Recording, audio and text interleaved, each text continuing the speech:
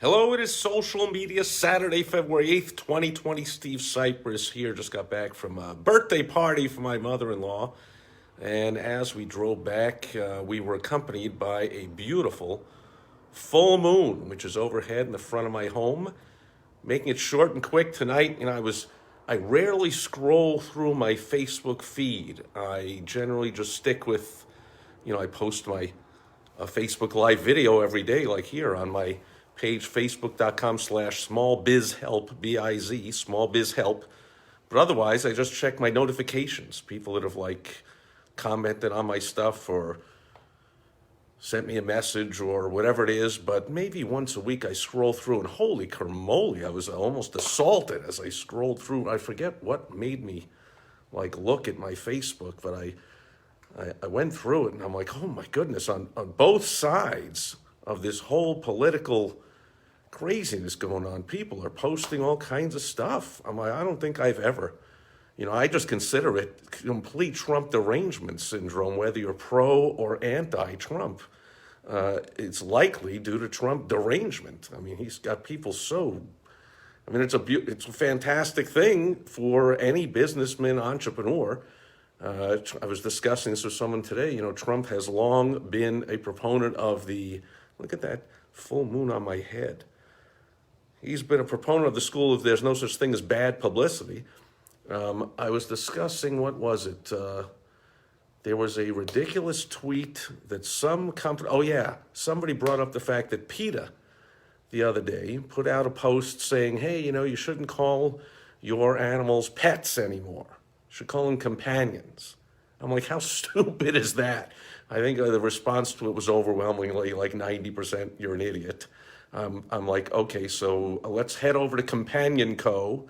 to pick up some stuff for our companions. And, all the stores are going to rebrand and rename, and everyone's going to, stop it. It was, of course, stupid and ridiculous. And that's the whole point.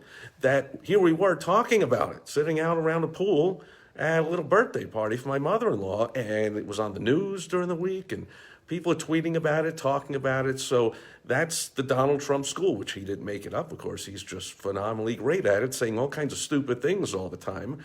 Controversial, dumb, ridiculous things on Twitter, he's been saying for years, gathered him tons of attention and name recognition, and he steamrolled through the election, hijacked the Republican Party, and then won the general election, and there he is sitting in the White House, for crying out loud. It's crazy. So it's a great thing for business to put out controversial, ridiculous things, but if that's what you're doing personally, you're just venting and ranting, either pro or against Trump or Pelosi or this or that or Schiff or Hunter Biden or McConnell. I mean, I'm seeing all this stuff. I'm like, oh my goodness, who cares?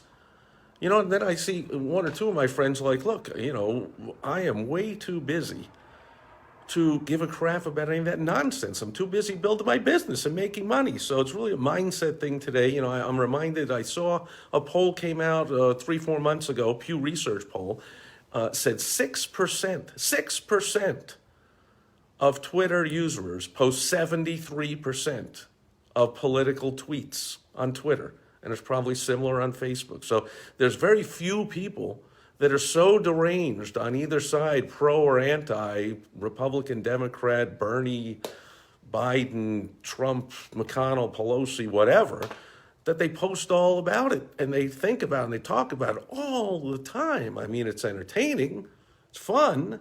I like to comment on other people's stuff and, just put a quick couple of words here or there, LOL, when anyone ever says any politician is an upstanding, great person who is honest. And when I'm like, yeah, sure. That's, you're missing the definition of the term politician. It's impossible for a president to be an honest, upstanding person. It just doesn't work that way. So, I'll comment and laugh here or there at the stuff. It's entertaining, but my goodness, I couldn't waste my time posting that stuff and having it consume me. Now, I do co-host with my co-host Everett Farnell the Lessons Learned from Donald Trump podcast. We just recorded episode number 202. We do one a week, so it's almost 4 years now. But we don't sit there and talk about politics. We're talking about the business lessons to be learned from either the things Trump does right or Trump does wrong. And we just equate his crazy stuff to business. But I don't have the time. I don't have the energy. I couldn't waste my time being personally consumed either way. I consider it completely Trump derangement syndrome. He's got people so deranged in either direction that they love him, which, being from New York and following Trump pretty much his entire adult life, it's incredible for me to believe there, but there are people that love him. Always the greatest president ever. I mean, wow, that's deranged. And there's people that hate him and think he's evil and he's racist and he's vile and he's the worst ever.